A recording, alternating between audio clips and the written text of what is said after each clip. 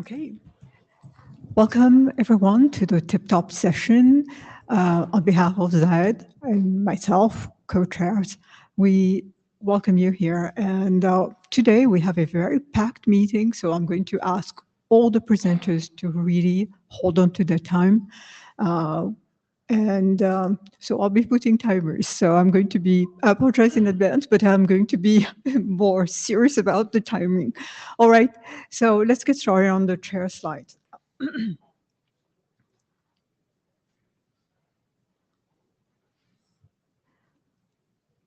All right, note well, by participating in IETF, you agree to follow the IETF processes and policies. I will encourage everybody to read this. This note, we have to be professional and exchange in a professional manner. And please have a look at it if you haven't seen it before.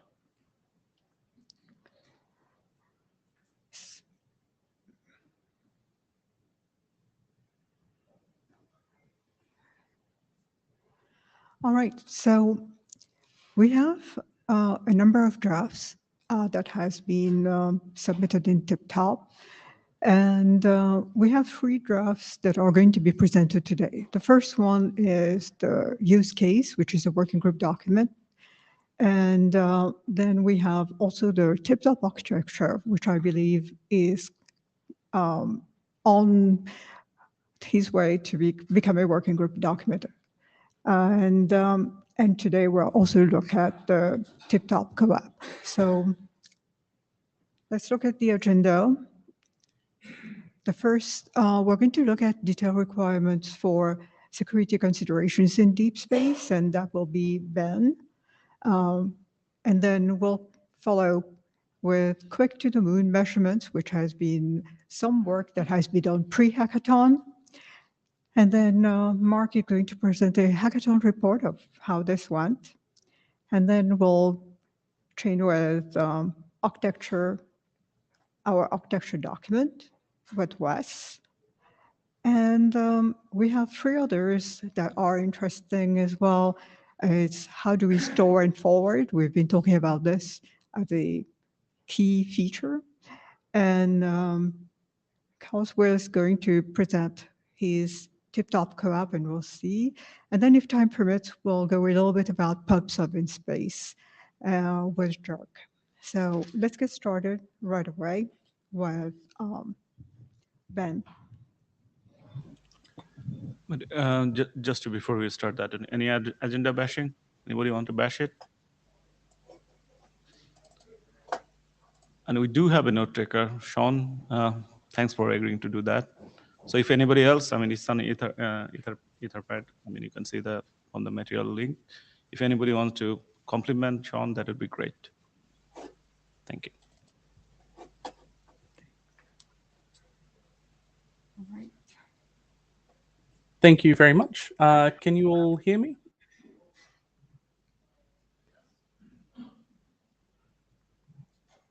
Hello, can you all hear me?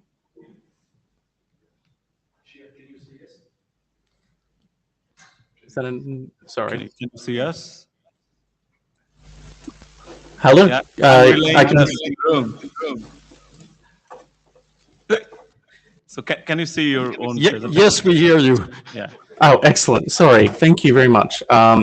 Okay, cool. Yes, I can see my own slides. Thank you.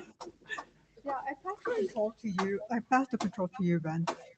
Excellent. Thank you very much. All right, let's get started. So in this presentation, we're going to be discussing detailed security considerations for deep space.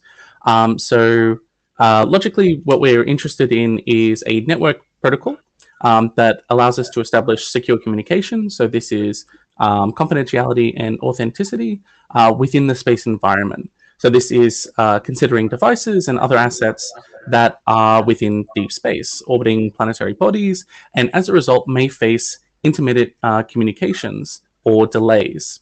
And so my presentation is about discussing the impacts of these delays and these challenges within the space setting on the security protocols that we're going to use. Okay, So we need some sort of mechanism that ensures confidentiality and authenticity of our communications. And the security of communications really only makes sense with respect to a realistic adversary for the setting. And so it doesn't make sense that we need protection for our communication against an adversary that might read messages. And so I'm pulling from the draft at this point, which references possibility of connectivity to the internet becoming available at a certain point, in addition to a mixture of assets being used within this space, coming from different organizations and from multiple nations. And these multiple nations may have conflicting requirements. And so I think it makes sense to try and establish some sort of security for our communications. Now, security really only makes sense by placing it within the context of an adversary that's trying to break security. And so this means defining what that adversary has access to in terms of its powers. And we call this a threat model. Now, typically in the analysis of real-world cryptographic protocols, things like TLS, SSH, QUIC, Signal, etc., we tend to consider security against an attacker with several types of powers. And the first one is in complete control of the network. Now, this is a cryptographic modeling norm for network adversaries. We typically consider an adversary that can delay, drop, delete, or modify messages at will. And in addition, we're interested in security against an adversary that might compromise secrets at a certain point. This might range from the actual secure channel information, so the keys that you're using to encrypt things, all the way to the long-term keys that you're using to authenticate that information. Think signing keys or digital certificate keys. And this is capturing an adversary that might compromise one or more of the endpoints, either by having physical access to these devices or by the misuse of these long-term keys because you're using them over a long period of time. And at some point you accidentally leak something or you use it beyond its safe limit. And so we want to consider security that is resilient against such an adversary, one that has compromised capabilities and is in complete control of the network. Okay, so I'm pulling here directly from the current draft. And so we see a lot of references to keys and certificates, certificate validation, certificate lifetime.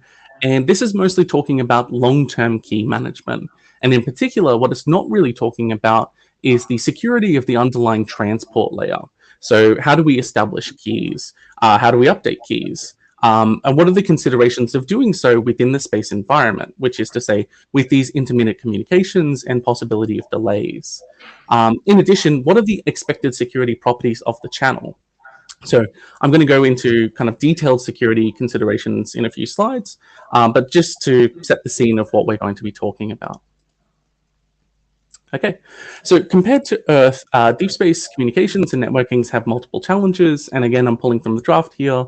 So significant and variable delays and frequent and long interruptions. And now these can have significant impacts on the security protocols that we use to establish security for our underlying transport layer. So what do I mean by this? Well, whenever we want to establish keys for use for a transport layer, we typically need to do so by the use of what we call a handshake. And this is essentially a key establishment or authenticated key exchange protocol. And so this allows two or more communicating parties to establish secure keys to authenticate and encrypt messages between the two. And so we have here on this slide an example of a handshake on the left, which is being executed between a source and a destination. So we have a hello, and then the destination sends its hello back, and then we have finally a response. So this is the handshake portion. We've established a secret key as a result of this handshake, and now we can use that secret key to actually encrypt messages between us, thus creating the secure channel layer. And the reason why I bring this up is because the challenges that we referenced before, this intermittent communication, these additional delays, well, any kind of delay or dropping of packets will prevent this key establishment. Any kind of interaction that prevents the handshake from completing will prevent us from being able to establish a fresh key, which prevents us from being able to use that key in the secure channel protocol. So delays or dropping of handshake messages prevents secure payload communication. And so not all protocols are made the same. So all protocols typically have a slightly different security handshake, and different types of handshakes give us different security properties, but they also impact the performance and the functionality of the secure channel that you're going to use the keys established by the handshake in. And so as a result of this, with notable delays in space, there are also operational impacts of those security choices. So for instance, on the left-hand side here, we give an example of a 0 RTT handshake. So the source sends across a handshake message. This is highlighted in blue. And then as a result of that, it's managed to establish a key in an asynchronous fashion, which allows it to use those keys to encrypt payload data immediately to the destination. And this is in comparison to the middle or right-hand columns, which is a 0.5 or a 1 RTT handshake, where the destination needs to respond, or the destination and then the source needs to respond. These are synchronous handshakes. They require that both parties are online and are responsive in order for the secure channel to be established here. And so let's assume that you have some sort of probability of packet loss. We'll call this PPL. Now, logically, as the number of messages within the handshake increases in order to establish secure keys, then so too does the probability of the handshake failing as a result of that packet loss. So for the 0 round trip variant, the possibility of the handshake succeeding is 1 minus PPL. But then as the number of handshake messages increases, well, then the probability of the success of the handshake gets lower and lower. So it's 1 minus PPL squared, 1 minus PPL cubed, etc. Now, why am I talking about this? Is because the significant delays and the frequent interruptions impacts these handshakes. And this is kind of where we come to our first pull request, PR43. So packet loss is even more difficult to address in the space setting because the delays and interruptions might hide where the packet loss has even occurred. And so this might lead to incomplete secure channel establishment and therefore not being able to establish keys and then use those keys to encrypt messages. This also means that restarting the handshake takes longer because it takes longer to detect whether you need to do this. And then a new handshake might also be impacted by packet loss. So it's kind of got a compounding impact on the ability to be able to establish keys. And this kind of brings us to like asynchronous versus synchronous handshakes. So as we mentioned before, a synchronous handshake requires both parties to be responsive and execute a full handshake before a secure channel can be established or before a key refresh can occur, which we'll talk about in a minute. And this might mean that packet loss leads to these handshake messages not being resolved and therefore not being able to establish secure keys and therefore not being able to send protected data. And so the long delays make these situations undesirable. Even minor packet loss within space can therefore result in significant delays, even without the incurred delays from the network itself. Okay. So in comparison, support for asynchronous handshakes would allow for both of the entities to, some of the entities to be offline, and thus the massive delays in the handshake messages can be resolved. In this example here, we have an asynchronous handshake. Now, the first asynchronous handshake was delayed, and therefore you couldn't establish a secure channel. But because it's an asynchronous handshake, you don't need to wait for a response before you can send more data to establish more keys. And so while the second one goes through, we're able to send through that handshake message and immediately send payload data alongside of it. So asynchronous handshakes allow for key establishment and key refresh without both parties being interactive. And this allows us to achieve resilience against packet loss during the key establishment. Okay, so there are two kind of security properties, fine-grained security properties that I want to talk about because these are generally considered desirable within real-world security protocols. And this is perfect forward secrecy and post-compromise security. So let's start with perfect forward secrecy. So perfect forward secrecy considers the scenario where we have an attacker that's in full control of the network, and Alice and Bob are continually executing handshakes together and then using those to encrypt messages. Now, at some point, the adversary corrupts your secrets. Now, obviously, at this point, the secrets that you've corrupted allows the adversary to impersonate one of the parties, and therefore, handshakes that get executed after this point may no longer be secure. But what about messages that got sent before the adversary compromised? If confidentiality holds, well, then we say that this protocol and this handshake has perfect forward secrecy. Post-compromise security is kind of considering the inverse setting. The adversary has full control of the network. They manage to corrupt or compromise the full state of one of the parties. Now, Obviously, the adversary can, if they are continually active, continue to man in the middle connections between the two.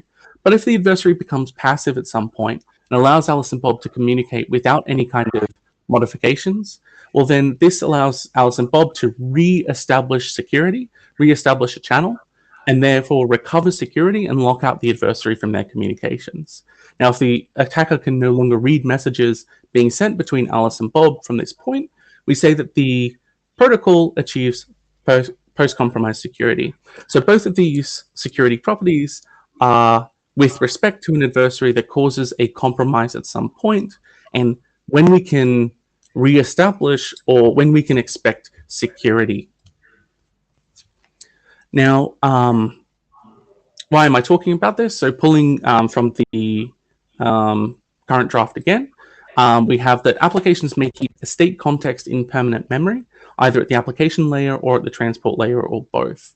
So this means that TIPTOP is designing for environments using secure channels where transport session information might be stored in state. And so the security considerations should consider this. The capability or the possibility of the adversary compromising a device or an endpoint and thus being able to read transport layer messages.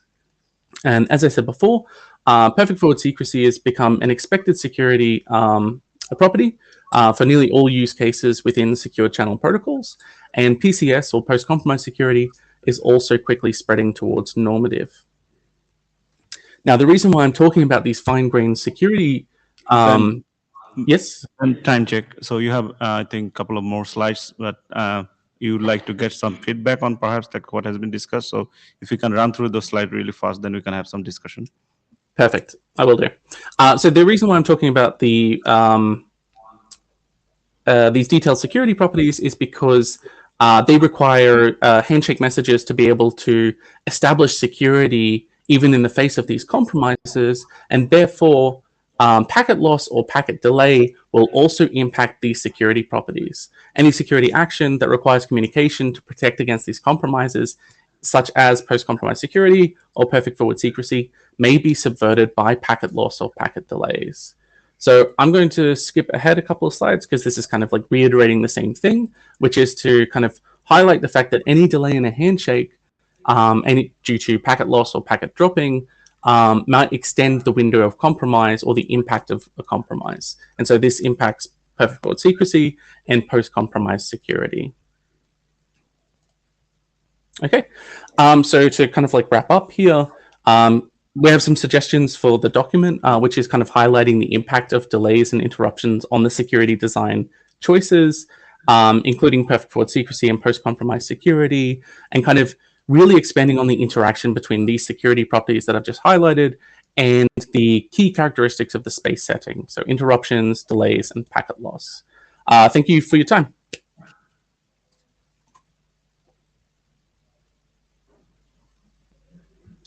Thank you, Ben. So I think this is the time where we get some feedback because this has been in the peer. So let's have some discussion if there's any immediate comment to Ben or question to Ben about these requirements and the peers.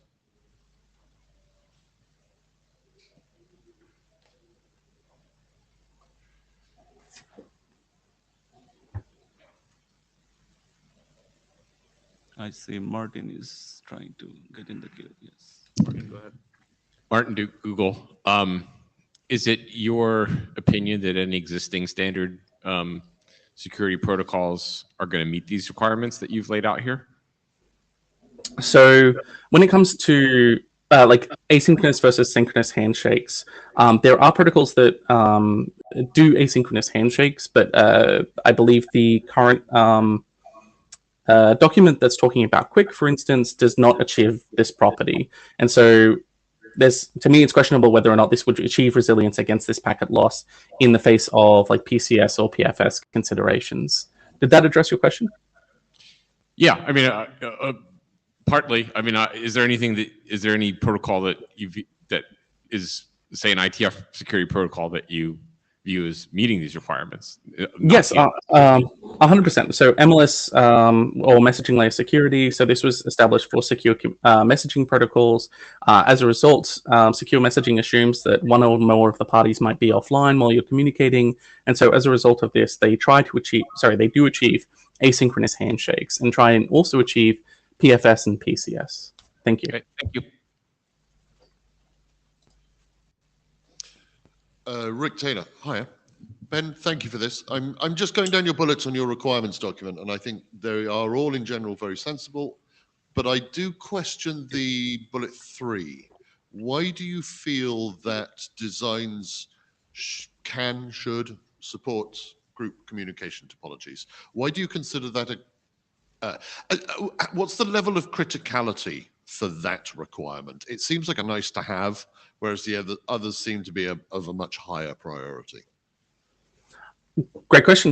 So I broadly agree with you. I do believe that the PCS and PFS, quantum resistance, these are all kind of more core kind of requirements that I would highlight here. But my understanding is that the use of enclaves within space environment is a relevant security setting where group key establishment might be a very useful property to have. Okay. Yep. Thank you. Thank you. Okay, Ben, thank you. Thanks for the presentation. I think this is now, as you know, you can discuss this more on the mailing list. And also there is a peer where we'd like to get some more input so that we can actually decide on the peers in the future meetings. And during the future meeting, we would like to have the discussion. Thanks, Ben. Thank you.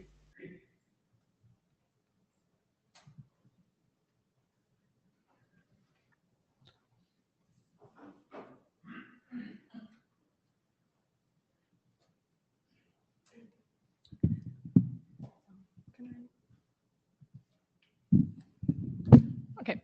Hi, everyone. I'm Natya, and I spent already forgot I have the control. And I spent the last couple of months investigating QUIC in space environments. So here is a quick summary over my results. So as a scene setting, I explored QUIC in lunar scenarios and nearby, which is presumed of primary relevance and is the focus of the charter anyways. So the sort of focus of the evaluations, the question was, how do QUIC implementations perform without any specific network support? So here's an overview over the measurements. These are the network characteristics, which are all applied symmetrically. As a link data rate, I assume 25 megabit per second. That's the Iridium intersatellite link. So it's a number. The focus of the RTT focus was between 1 and 9 seconds. And for outages, I evaluated outages between the length of 2 to 60 seconds. I also looked at how packet losses affect QUIC. So one number that I found in a paper was 5%. And I also focused on below that number, so 0 to 5%. The metrics that I looked at was the flow completion time, as that's one of the most important metrics. One could argue maybe for the end user, how long it takes to download something. And then I also spent a lot of time on recovery time after outages. So as a small explanation to understand that, how I computed recovery, I looked at 2 runs. So first you need the run that actually experiences the outage and record the congestion window size of that run. And then you need a baseline, which has all the same link characteristics, everything. Only difference is it doesn't experience an outage.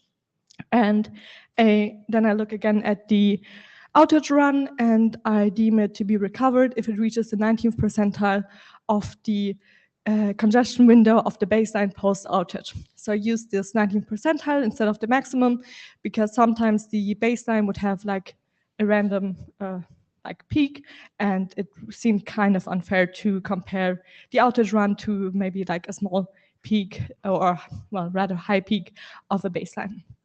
I looked at 2 QUIC implementations, Quinn and Quiche. And for Quiche, I use Tokyo Quiche, so asynchronous.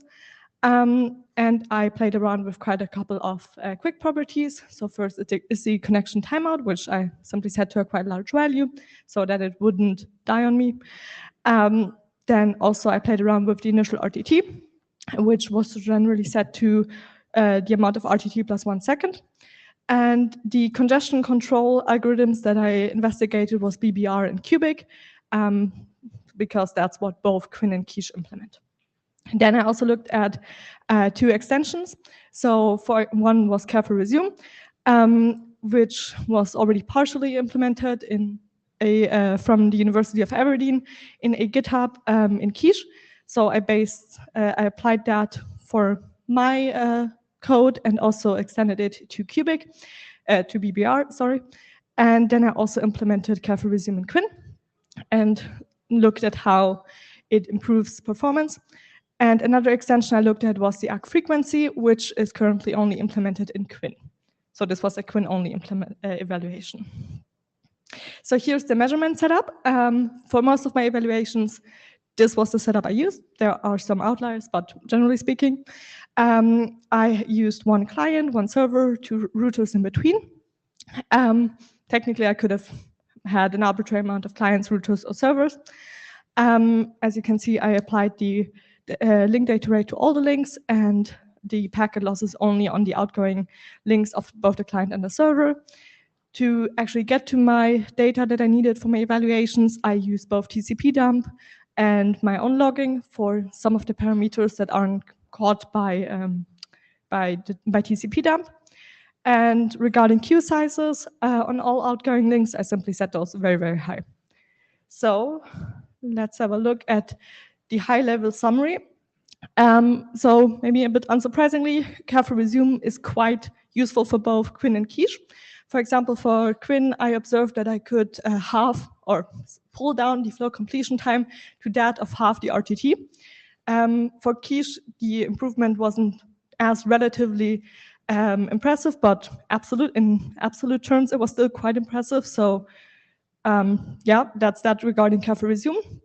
Regarding arc frequency, I didn't observe quite an improvement in Quinn performance, though that might have been due to the parameters I was evaluating, so that might need some reconsideration in the future. Then a big part, again, I focused on was the recovery. So here was a kind of surprising result. What I saw was that the recovery generally worked better or worked more reliable for higher RTTs, which, yeah, quite surprising. I don't really know why, or I looked at the congestion windows and I noticed that for Quiche, when it did not recover for lower RTTs, it only did so by like a slim margin. And when Quinn didn't recover, there was a higher difference between the congestion window and, well, the not recovered value. And it always looked like Quinn was sort of on the path of recovering, like speaking about the congestion window, but was simply cut short because the download had finished. Because of the fact that Quiche only sometimes recovered only didn't recover by a slight margin, the recovery metric as a whole may deserve some further refinement. And another thing regarding Quiche, which I already talked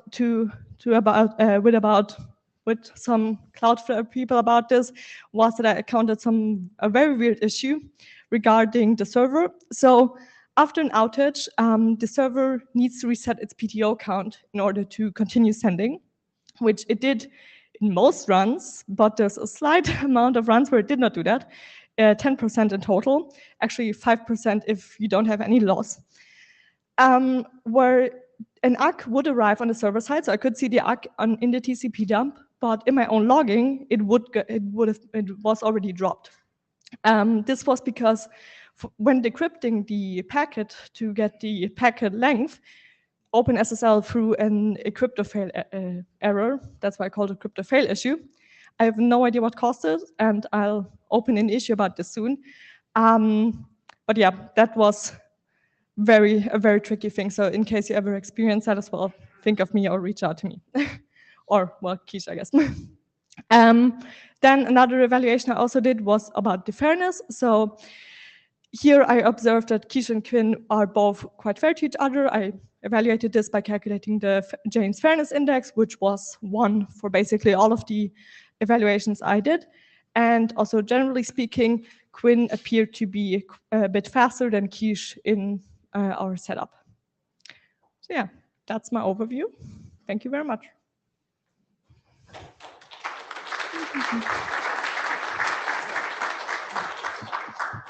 So there are some people in the queue.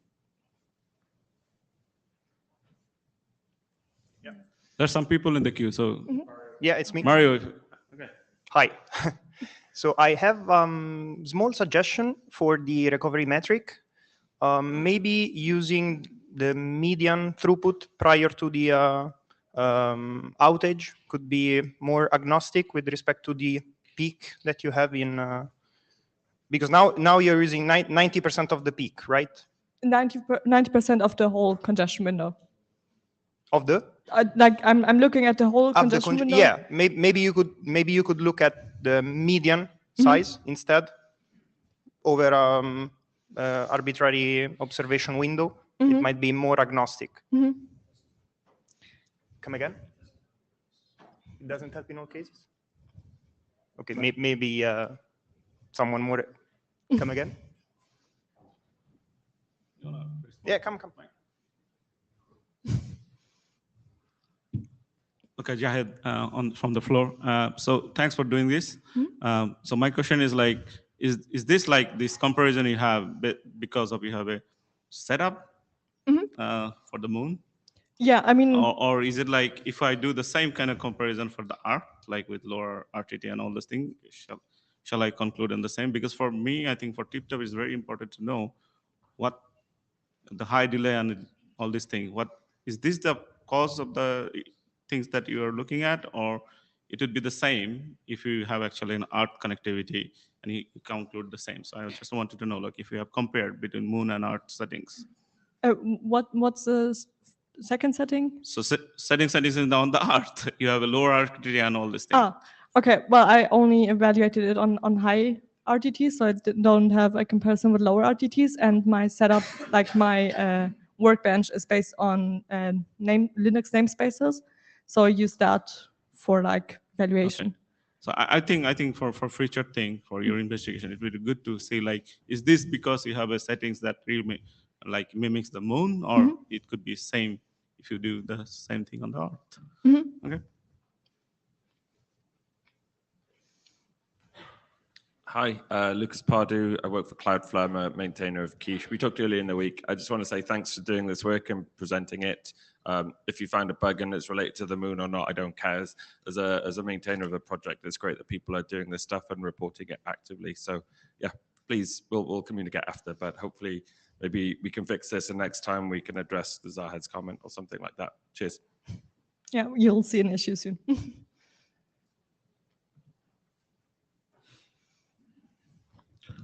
Mark? Mark Lasche.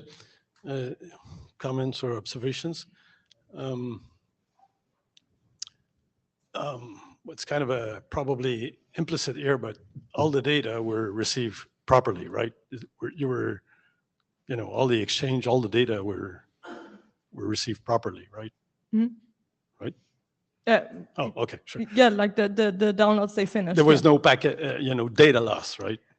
Well, I mean, I had some packet loss in some packet loss evaluations. Packet loss, but it was recovered quick. Yeah. Okay.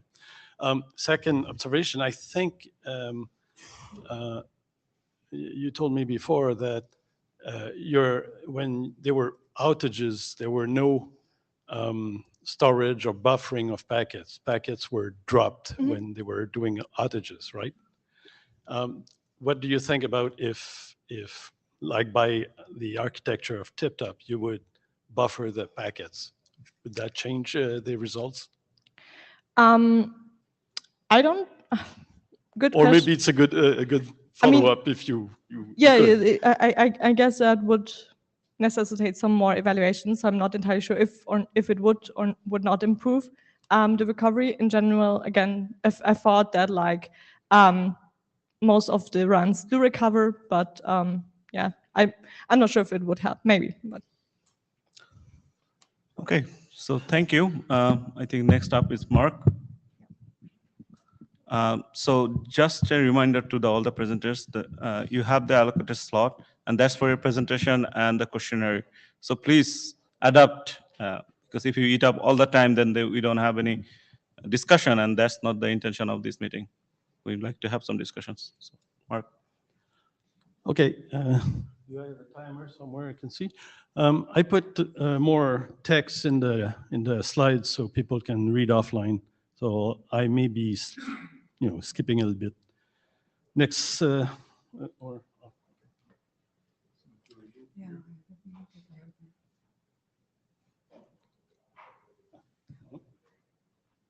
okay. So this is a report of Hackathon last Saturday and Sunday. The setup was to simulate Earth to Moon and Mars through an orbiter, client laptop, so users, participants were using their laptop on Earth. Their orbiter, there were two orbiters, or mini PC running Ubuntu acting as a forwarder.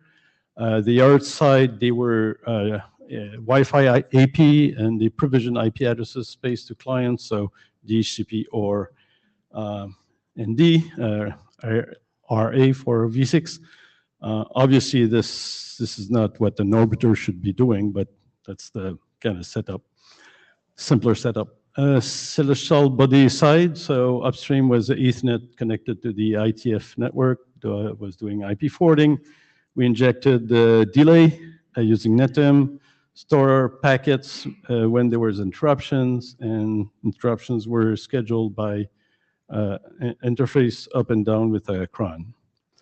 Rover on Mars or Moon was a cloud VM on internet, and that creates some problems. We'll talk about this later. And clients tested profile quick and out of the box quick. So initial RTT and max idle timeout were set properly in simple or no op CC. So for Moon, so again, there was two setup. People connect to one or the other. Setup Moon, so V4 only 2 seconds delay one way. Laptop connecting to the specific SSID. Forwarder was V4 only, DHCP V4, not 4.4, and Moon Rover was a cloud VM on internet. Mars, IPv6 only. I'll discuss a bit later about why. 4 minutes delay each way, so kind of nearest point between Earth and Mars. Laptop clients connected to that specific Wi-Fi. Forwarder is V6 only. Was a DHCP V6 PD client on the upstream, and RA on the Wi-Fi. Again, that kind of thing should not be the case for a real orbiter in space, but Mars Rover was a cloud VM on internet, and we were using no DNS because, at least for now, because we want to have a simple setup. So that was interesting typing long IPv6 address without typo for people. So we plan to have IPv4 only for both to keep things simple, but for Mars case didn't work well because multiple UDP timeouts in the path to on the internet. We're doing 4 minutes, so 8 minutes round trip time. So during the first day, we actually changed the Mars setup to be V6 only, which took some time because the Linux tools for this is kind of interesting. So we end up restricting one IP version per network, which was actually that avoids testing IP eyeballs, which we want to do, but later. But that also shows if IPv4 or IPv6 can run. For Moon and Mars, we provided three suggestions: ping, then HTTP get over profile quick, Quinn and cache stacks, and SNMP with timeout, net SNMP. Interestingly enough, people, because we were setting up the Mars thing over IPv6 during the Saturday, then on most of the time, people were testing Moon, and finding out part, they kind of forget that they were on that setup, so they actually connect to using standard stuff or, typical stuff they use, Discord, Apple Messages, Slack. They seem to be working just fine. No change, no impact seen except the obvious delay. Various HTTP services. We didn't investigate much the normal use, but it seems that the HTTP services that were working were all using Quick. YouTube worked, except for the buffering side. Mail IMAPs didn't work well, and that's kind of not surprising much, given it's TCP. Quick is a bit better for those kinds of environment, and SSH kind of worked, but not good, not so good. Yeah, so we didn't prepare for those tests, it was just that people tried. Well, obviously Hackathon is useful because it's different from a controlled testbed that we've been using with 10 VMs, but so things that didn't work. NetM delay actually uses, so NetM delay for the forwarder actually uses socket memory space. So given traffic and temporary memory needed, that to significantly increase it. So we may want to look at introducing delay in the ton user space interface implementation that does the intermittence for the next time.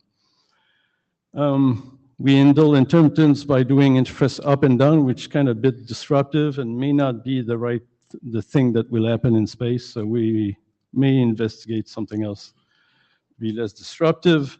Given what we're doing, tools have sometimes used milliseconds, sometimes seconds and units, so you have to be careful because you screw up your stuff. Injecting 4 minutes delay on outgoing interfaces then means that DHCP requests and ARP and ND are delayed too. Doesn't work for 4 minutes. Need to filter out that. So not injecting delay for those kinds of basic services. Chasing out UDP timeouts. I think that's my last, okay. So we found UDP timeouts in different places, especially for the VMs on the internet. That was a little bit more complicated, and it's getting worse, and that's not specific to space, but I think that's something that I would suggest we may add to the drafts in terms of UDP timeouts, if they are introduced in various places, may have impact, given that we have a long, for Mars, or, we didn't see these in the Moon setup, but on the Mars setup, yes. Keep alive, SSH for Moon, not great, but can it work? But for Mars, forget it. Need to disable SSHD, keep alive. So that's something also that might be relevant to be discussed in our drafts for application designs. Next step, we intend to repeat at next IETFs if there is interest. More protocol application testing. We probably going to have a complete autonomous network instead of relying on internet VMs to avoid those UDP timeouts. And please participate and comment. Questions? Martin Duke, Google. Yeah, the fact that your UDP problem went away with V6 smells like a gnat issue. My question though was about your intermittent links. Yes. So this is relatively short order stuff, like seconds of outage, correct? Not like hours of outage. Yeah, we did 1 hour outage. So within 1 hour, you had 15 minutes on, 15 minutes off, 15 minutes on. So what is that emulating? The problem is, if you want, you're right that we should probably have like an hour or 2 hours or stuff like that, but that's what you're saying, thinking. But the problem is in terms of, people sitting in the room for the day. Okay, so this that's the same reason we use 4 minutes instead of 22 minutes one way for Mars, because, it's kind of... So this is meant to emulate the orbiter coming out of... Code, right? Even if 15 minutes would not be enough. No, the I real mean, time. like 50 minutes is long enough to like mess That- up a connection. That's the That's point. fine. I want to understand what that you are modeling, and it sounds like you're modeling the orbiter going on the other side of the world. Or Oh, something. yeah. Okay. Or an orbit where, I don't know, Mars, for example, the current Mars orbiters, they kind of Right. disappear around, then they connect to the rovers, and then, to Earth over some. Sure. Okay. Thanks.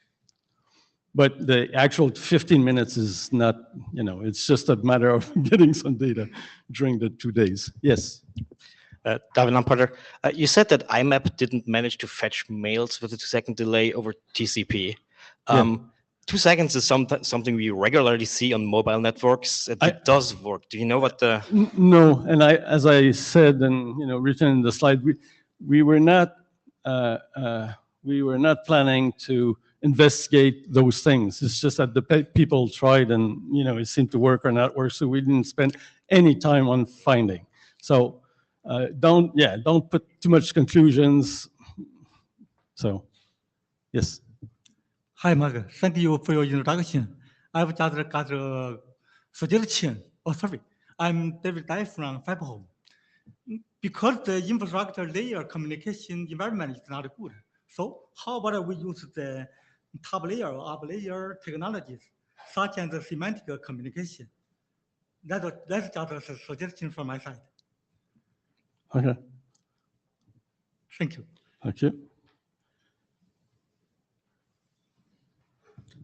So I see Rick and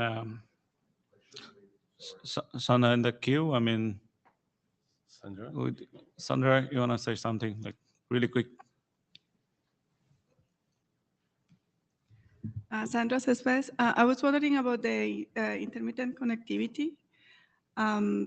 If you're turning off the interface, you're holding the packet somewhere in a buffer, right? Yeah. But in reality, what you will have is you're transmitting packets and they are all being lost because there's no link. Yeah, And so I'm not sure if the reaction from the protocol layer is going to be the same when you're just holding the packets locally as when you're transmitting and they're being lost.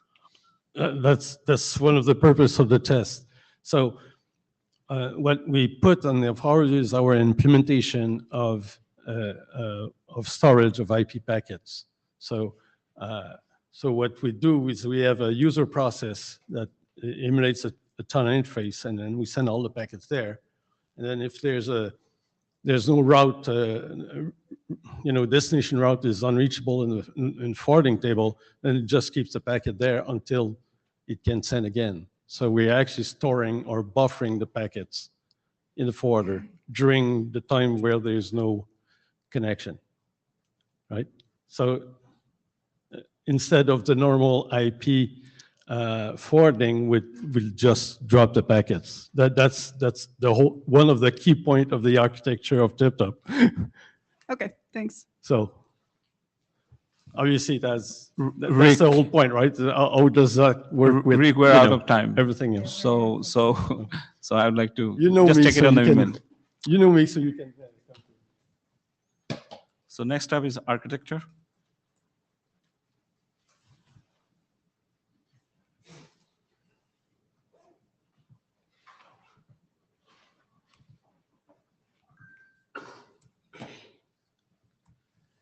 Hello. I'm going to talk about the draft mini TIPTOP IP architecture. And this is a draft that we would like to get adopted by the working group. It's going towards the item in the charter for documenting necessary differences that apply to IP architecture when considering space networking compared to terrestrial IP use. So to be clear, there's a separate document that covers all the quick kinds of things specific to quick, but this one covers, for instance, transport and application and the other IP layer issues in general. And then other documents on specific applications and transport protocols make the specific recommendations on how to configure and use those protocols. And since we're asking for adoption, the chair's requested that I go through basically everything that's in the document here before we can proceed to a adoption call. So I'm going to try to do that quickly in the time available and leave time for conversation. Just by giving a brief background, telling you what's in the draft, and trying to explain some of the things that we're thinking of adding to the draft to make it better, and some open questions that we would work on in the working group after adoption. So I've shown this at a prior IETF meeting, but just to be clear about what we're talking about, existing plans from space agencies about deploying space communication services for the Moon and Mars. They support 3 different varieties in general of communication services. The middle option with IP-based stacks is what I'm showing we're focusing on in this working group.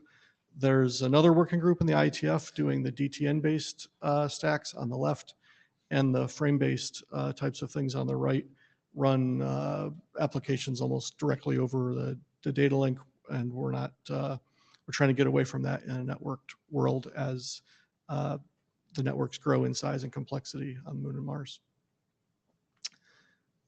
For the IP-based stack options, there are a number of considerations in general that I'm trying to summarize on this diagram. First of all, the applications have to be suited for the delays. I think that's a big part of what Mark was showing evidence of. In terms of the transport protocols, QUIC is something that there's a lot of interest in. UDP also is viable for early use in controlled situations, and maybe other transport protocols could fall within the architecture as well. We're interested in both IPv4 and IPv6. Header compression may be useful, and supporting IPsec is useful as well. But around the stack, we have to also be able to configure addressing and routing, manage any buffering, like Mark was just explaining, and be able to perform network management, do things securely, and integrate with planning and scheduling systems that space missions rely on. This draft has been around for a little while. It was actually part of the original Deep Space BOF. And Tony presented it at the first working group meeting, and I presented it at the last one. The latest version includes some clarifications and improvements that we made from discussions at the last meeting. We thought there was good engagement and some support there, but there were also some higher level questions that we wanted to address. We think this one gets there and would be good to get adopted here. This is a, someone's in the queue. Do you want to stop for that now? Or? Yep. Okay. So we have an outline that's sort of following the structure of a typical IP stack diagram. We have an introduction, but then we go to layer 2, layer 3, IP protocol things, addressing and routing things, transport protocol things, application protocol things, and network services. In general, the gist of the document is to cover top to bottom the IP protocol stacks for deep space and what they look like, what aspects of their operation need to be adjusted from how they're set up for normal internet use. Since the last revision of the document, we did some clarification of the goals, and we worked with a few of you offline to be more clear about terminology regarding packets being buffered or queued, rather than trying to muddy the waters with terms like store and forward that have different meanings to different people, especially at other places in the stack. We wanted to be clear what we're talking about here is not related to DTN or any kind of sophisticated storage and caching system. It's just holding on to outgoing IP packets rather than immediately dropping them. It's still a best effort service. There's no concept of custody transfer or things like that that exist in DTN.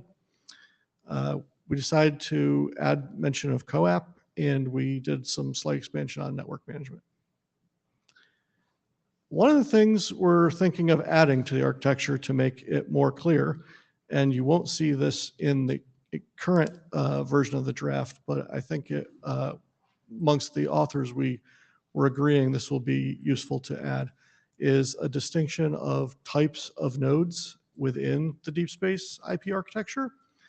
A lot of them could be completely unmodified, typical internet stacks without any tuning whatsoever. I'll have a diagram to show this better in a second, but those would live mostly in the middle of different well-connected network regimes. So for in the middle of planetary surface networks and onboard spacecraft. Then we want to distinguish there's TIPTOP end hosts. So those are where we would have tuned transport and application parameters suited for the deep space use, but the IP layer itself might be unchanged. So for instance, you could have a stock kernel, but just a tip-topicized application in quick stack. And those might live only in application endpoints or proxies on the network. Tip-top forwarder is a new term we created to refer to the types of IP routing nodes that would be capable of doing this type of queuing of outbound IP packets that we were just explaining in the last presentation. Those only have to exist at transition points where there are the intermittently scheduled deep space comm systems. Those don't have to be spread throughout the whole network. Incremental deployment is possible, just like you would want for the internet. And then you might have a node that combines the two prior end host and forwarder roles. That could be called something like tip-top full. And finally, we would see in the architecture scheduling and orchestration systems that work to create and distribute network plans to inform the activities of all the other nodes. I see questions in the queue. Yeah, we can take them. Britta, go ahead. Yeah, so this can wait till the end if that helps. However, I'm seeing in the draft a lot of discussion on the quick protocol, including handshake establishment. We've discussed these issues in this working group before, and the chairs put a moratorium on discussion of any protocol and handshake aspects, and as far as what protocol should be used. So it does not seem to me fitting that we should be looking at a call for adoption or moving forward with this until we can take on that question as when it's allowed by the chairs. So certainly either all mentions of quick and the protocol seem to be not appropriate to the draft so it can move forward, or that we need to wait until that topic area is allowed. I think you're talking about something bigger than the slide I'm on. Is that? The chairs asked me to get in the queue here. It was raised in the chat and the chairs asked to get in the queue. So I'm raising it now per their request. Yeah, I mean, so we can discuss these things now, but maybe we should, if you have any question, focusing on the current presentation slides, that would be interesting right now. The thing perhaps we can discuss, like, okay, in the architecture document, how much of the protocol discussion we should have, how much detail we should have, and all this thing. So definitely that's the discussion I would like to have, but right now, maybe while the presentation is happening, we can just take focus on the presentation. Eric? No, I was about to suggest exactly the same thing. Eric Vink has the responsibility for TIPTOP. Basically, push the more generic questions to the end and get clarification questions on the slide Wes is working on. Thank you. So that said, Britta, you will be happy to have the discussion at the end of the session, like on this presentation. You have anything, clarification question? I had a quick question on the previous slide and with this architecture diagram. So there's this node type unmodified internet, and you implicitly assume that this is only going to be ever present on a given planet. That's probably true. I would just urge to be careful not to make the assumption that this thing wouldn't be talking to something else without being a tip-top endpoint of some kind of awareness, because we normally know that things get out of the box. And I think the architecture draft would be a good place to mention and document that risk, and just to give us guidance for future awareness whenever we design mechanisms to make sure that that doesn't get lost. Very Thank you. good, very fair, yeah. It would actually be a sign of success if things got out of the box in a way, because it would mean these networks were so successful they were getting interconnected to other things, right? So then just putting a picture to those prior definitions, everything in white here is totally unmodified, and then the colorful things are the new pieces of TIPTOP architecture. So the blue TIPTOP end hosts only have to live within the edges and endpoints of the application and transport flows, and the TIPTOP forwarders only have to live in these transition points between well-connected and intermittently connected parts of the network. This is just an example cartoon. It's abstracting a tremendous amount of complexity, but I think it helps to illustrate that when we're talking about the TIPTOP architecture, we're not talking about modifying everything on the path. In terms of layer 2 protocols in the architecture, we provided some examples in the document of typical protocols that are and will be used. The essence of the document content is that all the data links that are within design support IP, and the standard encapsulations that exist for those are perfectly suited. In some cases, those encapsulations are specified outside the IETF, but it doesn't matter, they're still standards. So in terms of work to encapsulate or glue IP to the layer 2 protocols that are relevant, this is already done, and we can just cite it within the architecture. In terms of IP addressing, I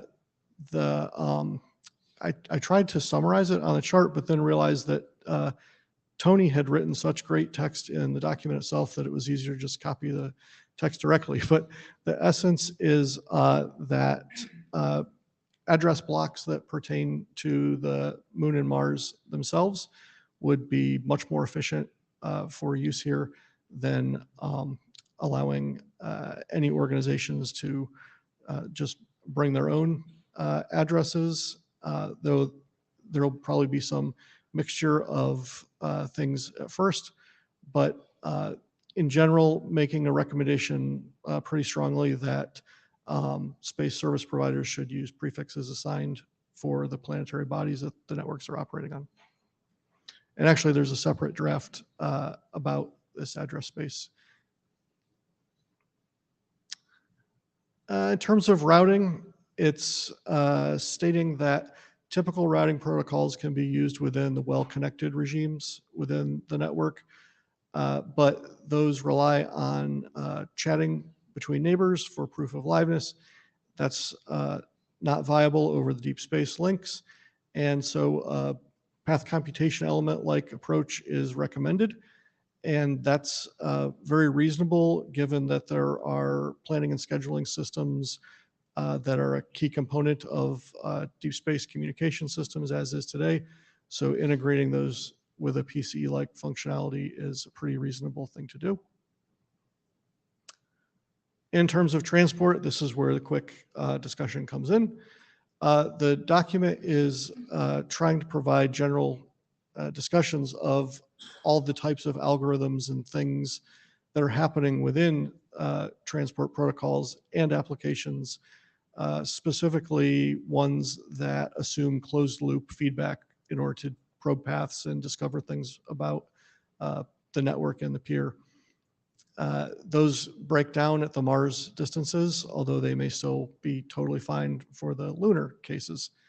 The document is trying to provide a framework for tuning specific transport protocols, but then leave other child documents essentially to do the work for specific protocols, and Quick is one where we have a separate profile document on.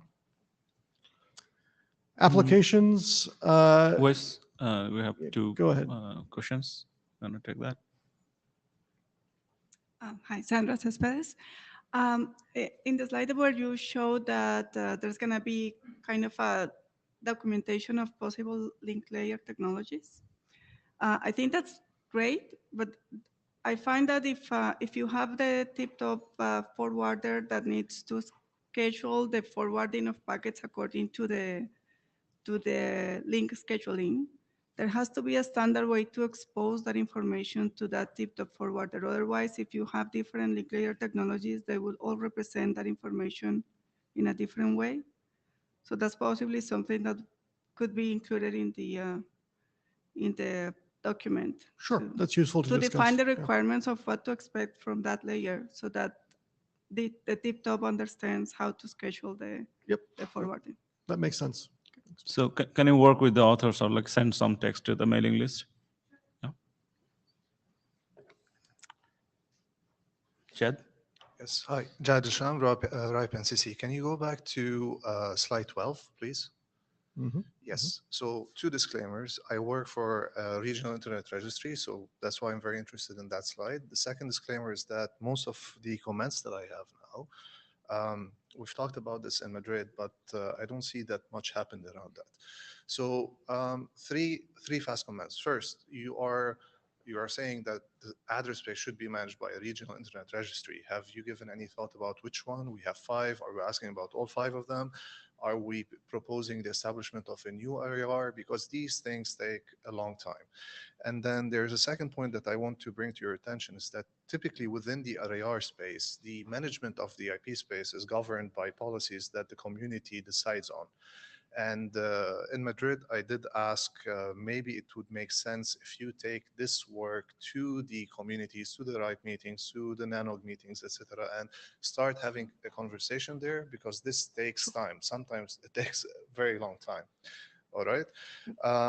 I'm not aware of any such conversations happening in the RIPE community where I'm active. I suspect it's the case for other communities. So I'm inviting everyone again to go to the RAR communities, the meetings there, and have this.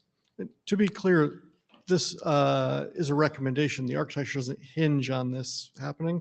Yes, even that separate draft is an expired draft, but I'm bringing this conversation. Tony's right behind you too, so he might want to. All right, yeah. And probably the last thing is I feel like I need to address, pun intended, the 32-bit elephant in the room. If we're not specifying, we're saying that the RARs should be handing out the space. We don't have any IPv4 anymore. So in the last meeting in Madrid, somebody did say maybe we should, push for IPv6 and be blatant about it. And there was a counter argument saying that we cannot mandate on the space companies even to use IP altogether. But since it's 2025 and we're writing a document, it's good to be a little bit grounded. I think that we can still consider ourselves that we are in greenfield deployments and not brownfields. So maybe we should, for one of the few times, take a stand and say, be IPv6 only. There are technologies developed here on Earth that are, pushing towards IPv6 only. So maybe we should do that for space. And last comment, in that paragraph, it says the address space should be managed by an RAR. Is it the intention to say maybe must be managed by an RAR? Are we going to find ourselves in a situation where some of the companies have IP space, governed by certain policies and some not? So this is also something, food for thought. Thank you. Yeah, it's a rich topic.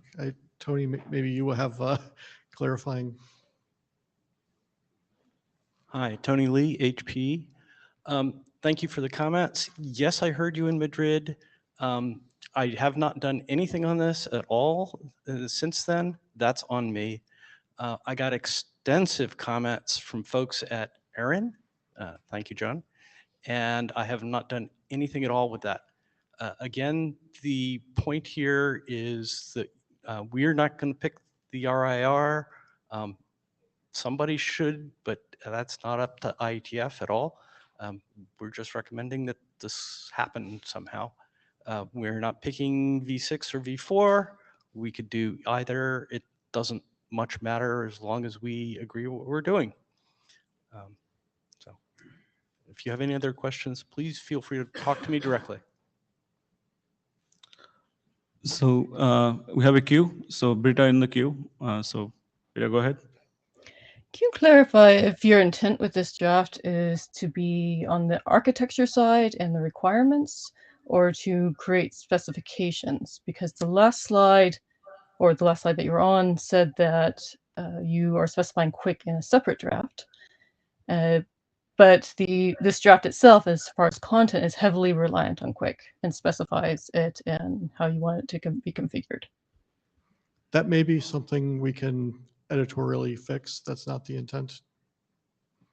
Quick is an exemplar of a transport protocol that would be of interest. It's not the only transport protocol of interest. David Lampeter, the takeaway from Tony's and Judd's previous comments is I think you're trying to push the addressing out of this draft here. I think you just haven't done enough of that because it's still not entirely neutral, and you just need to make it a little bit more out of scope, and then we're done and we can move on. Sure, addresses come from somewhere. Yeah. Rick, with pretty much the same point, there are organizations that can, and Jad made some really sensible points wherever he's gone. There are organizations like CCSDS who can particularly not operate, they don't have the capability to operate this, they're not that body, but they can start to steer with SANA and talk to RIPE and try and get that mechanism in place. It doesn't need to be specified here. And I think that's a great opportunity, particularly as Mark demonstrated with the problem with IPv4 natting. This might be one of those compelling drivers to say, actually, IPv6 is going to work here. Carrier grade NAT is going to be a menace in some of these examples, you know, but I don't think you can mandate it. It's an architecture document. Thank you. Yeah. So just going up to the top of the stack, there is a section that we have that's going to target applications in general. Right now, it's kind of HTTP focused, and we're going to make that a subsection. CoAP is also referenced, and there's, again, a separate draft that discusses that. There is a section on network services. Right now, it talks about DNS, network management, and NTP. Actually, NTP is something we're going to add, and maybe a topic for, again, a separate draft to go into more detail on.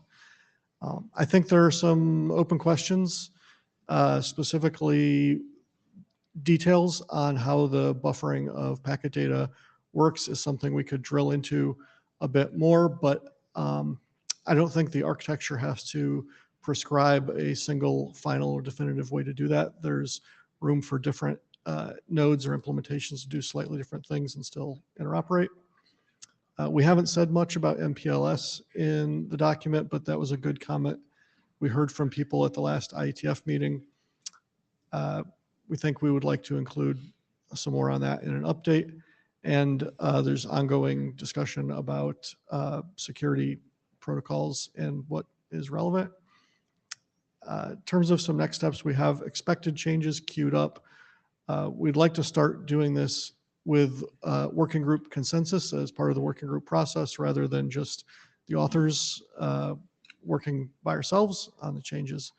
So to that extent, we'd like to get this adopted so it can start representing your consensus. There's a GitHub we can file issues at, and I think that's my last chart. So I don't know if you have any more questions. Any more questions?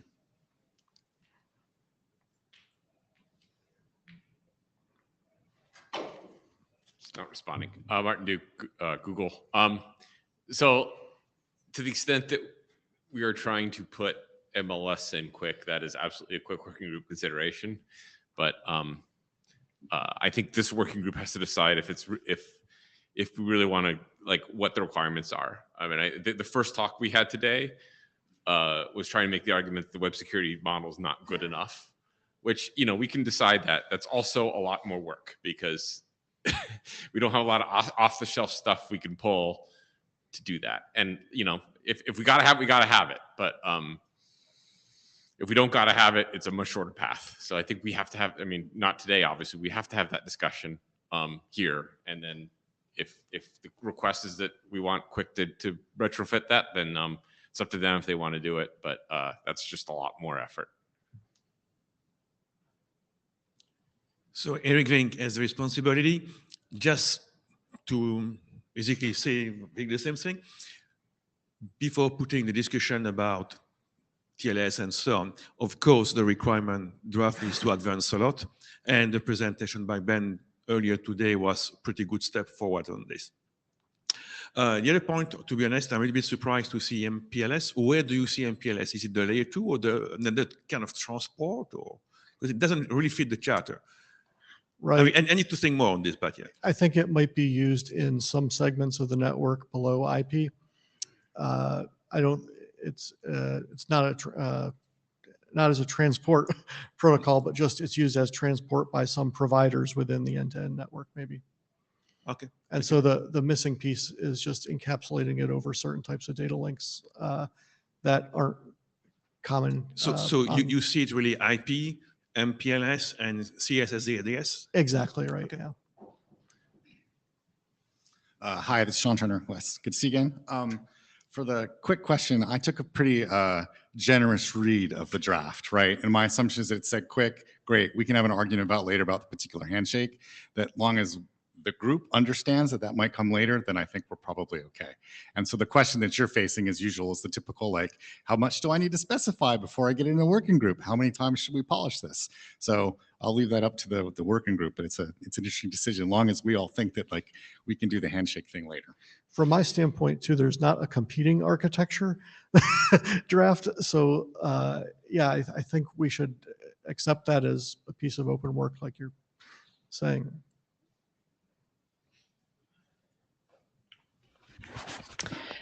So on this, I've read through the draft and it's heavily focused on specifying for quick and the quick handshake. There's a whole section on handshakes on that. Specifically on things like zero RTT, which has a lot of known weaknesses, lots of related literature that's peer reviewed, lots of work on the mailing lists and those working groups that discuss that, and issues in it. And it's kind of presented here as just normal. There's also part of the specification that says just do one handshake terrestrially and keep it static, and that's known to be highly insecure. All the security working groups are working to avoid that type of static key. And we can't really say that we're using a protocol if we never actually use that protocol. We just keep this key static. So I think that there is a lot here that is assuming specification of what's going to happen on the protocol side.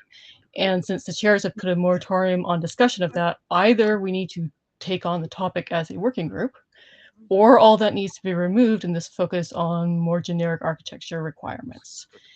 So we have to go one way or another. We can't keep trying to plow forward on something that has so much wealth of background from other working groups to have problems and never discuss what we're going to do about it. Martin Duke, one other comment I forgot to make earlier. I'd asked you privately before for much more fleshing out of transport requirements, and I think the current draft is a significant step forward. Thank you for that. I will read it more carefully later and send you some comments. Okay, so thanks for the discussion. I think this was good discussion to have. My read of the document, read of the room is like we do have issues, and we do need some more clarification on all this thing before us to the proceed. But the thing is, like, we would like to know, like, how many people has read the current state of the document. So please raise your hand. On the poll. Okay, there's a poll. And this is a good test because then you need to log in. So we're forcing that.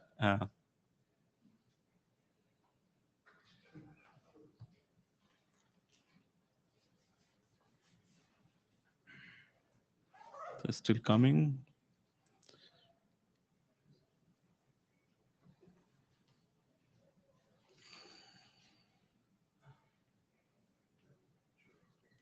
I don't know how people could have no opinion about whether they've read the draft or not, but that's. I don't know about that either. So I mean, okay, okay, it's still coming. Okay, let's keep coming. So no opinion is actually reduced. So that's good. Okay, that's good. Okay, I think we're settled there. Oh, still, I mean, I should stop talking then. Let it settle first. So yeah, I mean, we have a fair amount of people who has read the document, and we have fair amount of readers they have not. So I think I'll ask people to read the document. And today we got some feedback on a couple of things like link layer. We have some clarification to do with the IP address space and all this thing. So what do you think? I mean, shall we discuss more on this or like call for adoption? So, there's two things, is that we don't have a lot of time on the agenda. And what I was going to suggest is that we send the call, the working group adoption call on the list that will give a broader coverage from the community, and then ask for the yes and no there. Okay, thank you. Next up. So I think we're running a bit late on the agenda. So I'll tell the next presenters to really be fast.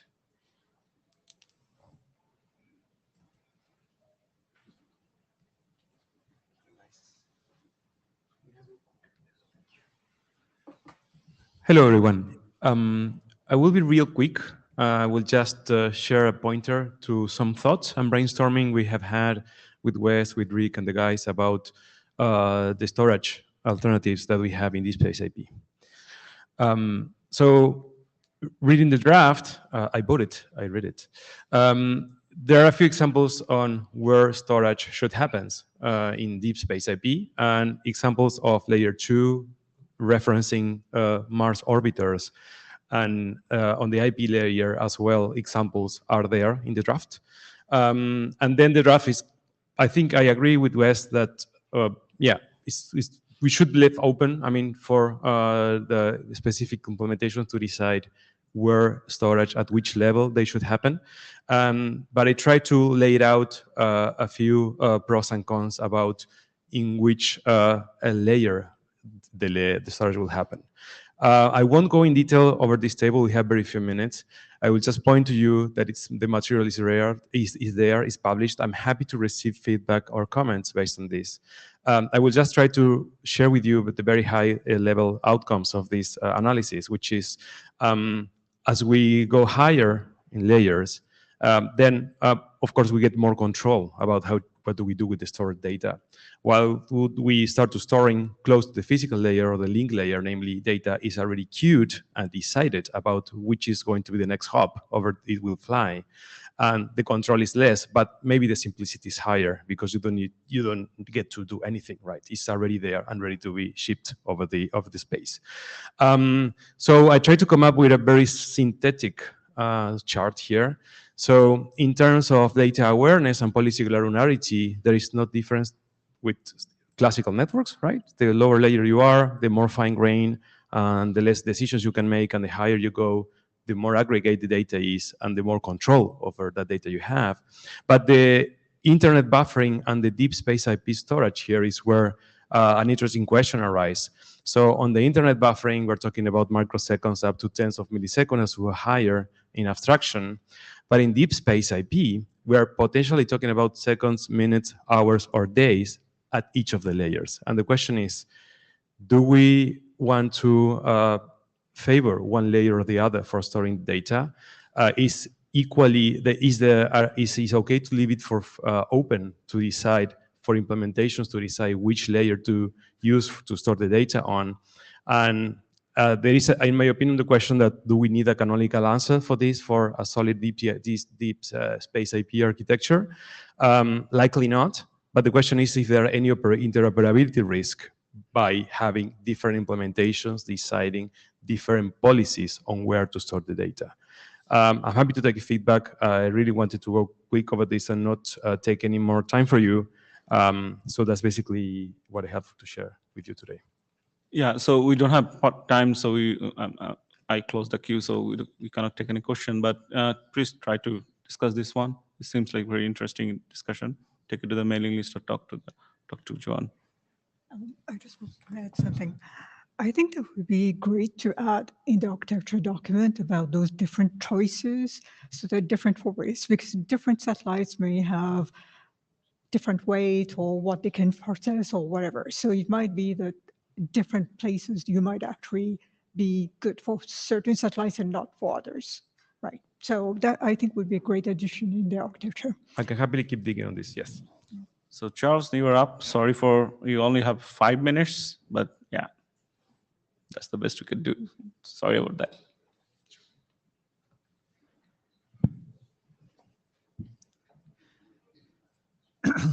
Okay, hello everyone. My name is Carlos Gómez. I'm going to present the draft entitled Co-op in Space. My co-author is Sergio Aguilar from Sateliot.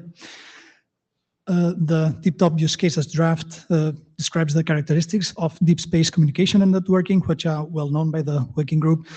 Long delays, intermittent communication opportunities, lower bandwidth, asymmetrical bandwidth, limited computing resources, limited energy resources.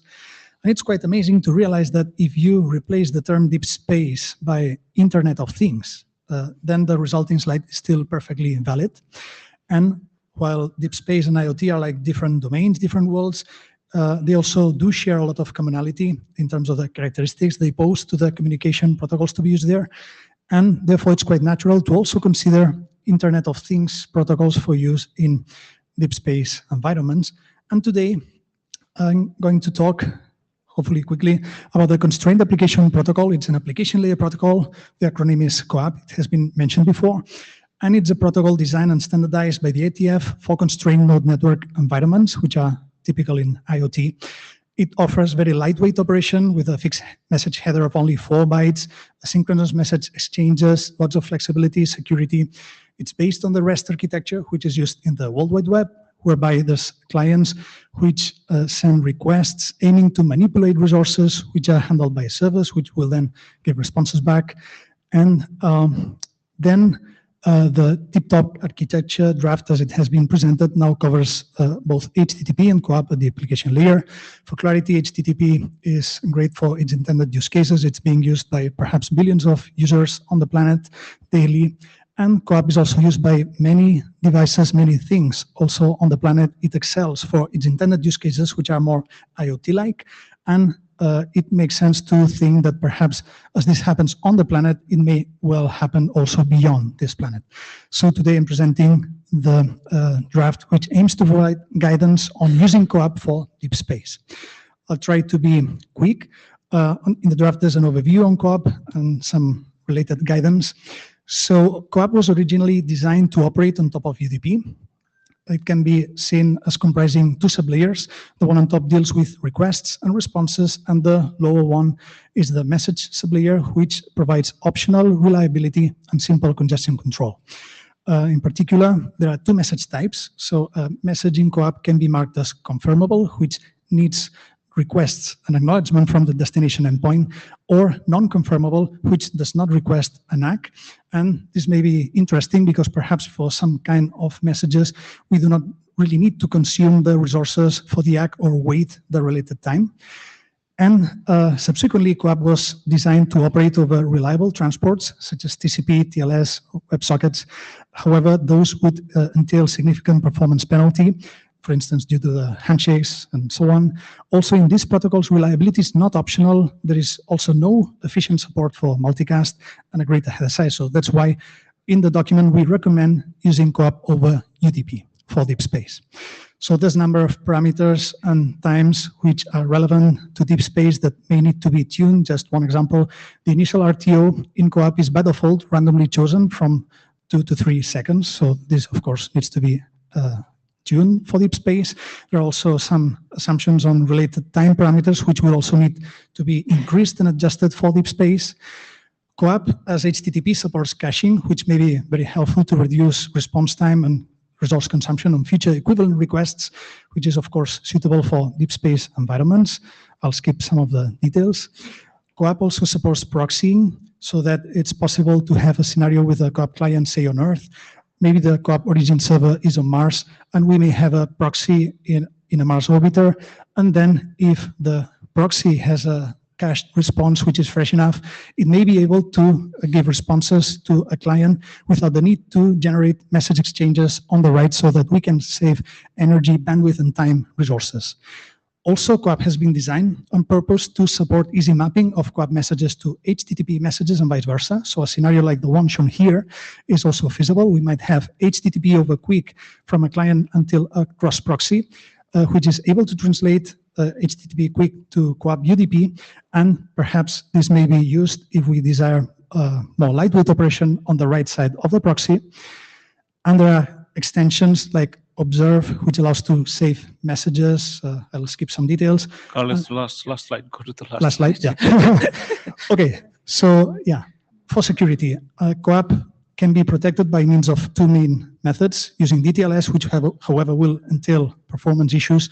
And there's also object security or SCORE, which allows to protect application layer payloads, even in the presence of untrusted proxies. Interestingly, it's based on shared security context, which may be based on pre-shared materials, therefore avoiding initial handshake and related performance issues in deep space. So, thanks, Carlos. I mean, I'm really sorry that we only have 5 minutes, and thanks for everybody to stay here until the end, and we're over time. So see you in next item meeting, and in between, keep the mailing list alive. We need more traffic on the mailing list to discuss. Thank you.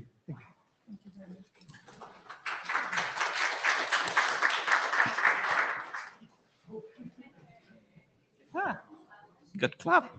Oh, great.